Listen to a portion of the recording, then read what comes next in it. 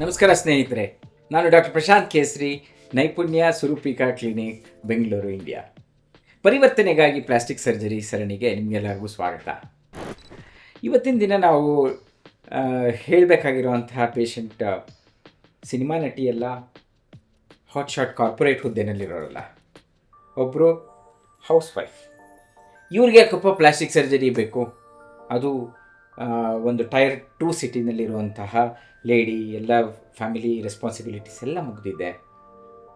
ಇವ್ರ ಹೊಟ್ಟೆ ಬಹಳ ಜೋತ್ ಬಿದ್ದುಬಿಟ್ಟಿದೆ.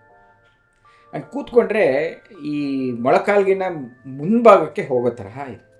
ಡಯಾಬಿಟಿಸ್ ಬೇರೆ ಇದೆ, ಪಲ್ಮನರಿ ಹೈಪರ್ಟೆನ್ಷನ್ ಇದೆ. ಯಾವೇ ವೈದ್ಯರ ಹತ್ರ ಹೋದ್ರೂ ನಿಮ್ಮ ವೆಯ್ಟ್ ಕಮ್ಮಿ ಮಾಡ್ಕೊಳ್ಳಿ ಅಂತ ಹೇಳ್ತಾರೆ ಹೊರತು ಇದನ್ನು ಹೇಗೆ ಪ್ರಾಕ್ಟಿಕಲಿ ಮಾಡೋದು ಅಂತ ಹೇಳಿಲ್ಲ. So she was very frustrated with this.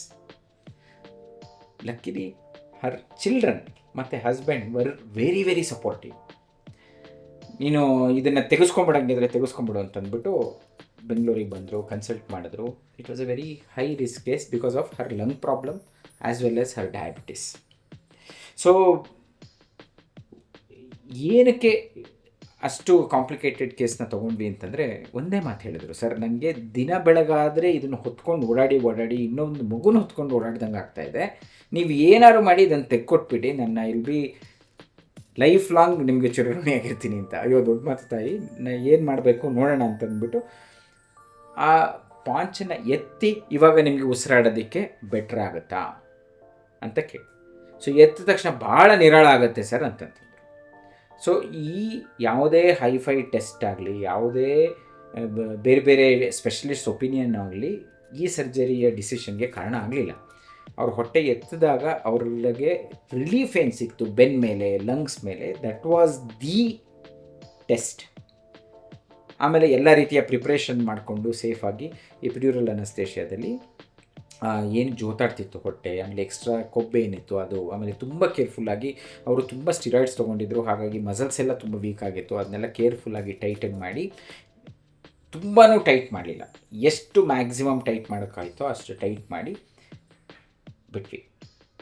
ಅಷ್ಟು ಮೆಡಿಕಲ್ ಕಂಡೀಷನ್ಸ್ ಇದ್ರೂ ಸಹಿತ ಸರ್ಪ್ರೈಸಿಂಗ್ಲಿ 2 ವಾರದಲ್ಲಿ ಪೂರ್ತಿ ಸರ್ಜರಿ ಒಣಗೋಗಿತ್ತು. It was dry.